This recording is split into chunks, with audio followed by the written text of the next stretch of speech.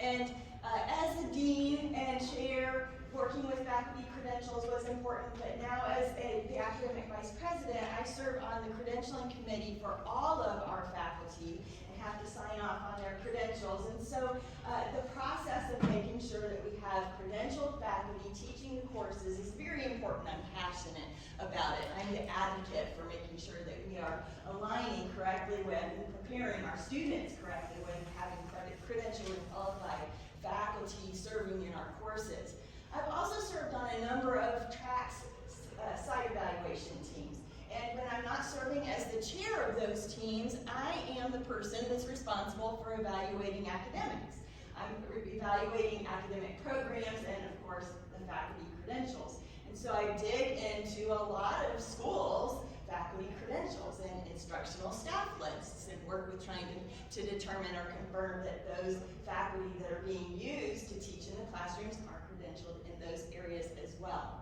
So my goal today is to help answer several of the questions that you might have about evaluating faculty credentials, but I also have a secondary goal of helping to provide some tools and resources, some benchmarking that you can use to develop your own formally documented process for evaluating faculty credentials and knowing then that the faculty you are teaching in your classrooms demonstrating to others that the faculty teaching in your classes are qualified both academically and professionally.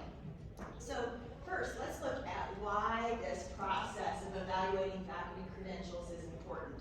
And there's the obvious first reason that, well, it's important because it's an accreditation requirement, right? But that is true for an accreditation requirement.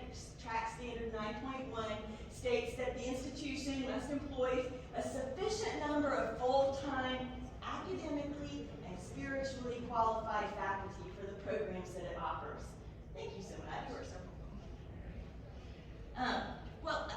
The purpose of this session is really focused on the academic credentials, but let me just pause as we're looking at this standard and say that evaluating the spiritually qualified component is just as important. At that hiring stage, if your faculty don't have a biblical worldview, it's not going to take very long before your institution also doesn't have a biblical worldview. They are the key interaction with your students that helps to pass along that biblical worldview. And so that time that you spend evaluating the spiritual component is important. I'm not trying to diminish that in any way by focusing on the academic preparation through this study. A second reason, and I'll tell you frankly that the reason that making sure faculty credentials are done correctly, the reason it's a passion for me is this second one.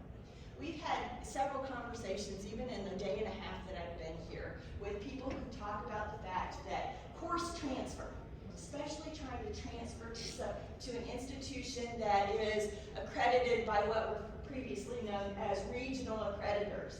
Course transfer is a big issue for students, and making sure that there are no questions when you're trying to transfer that credit.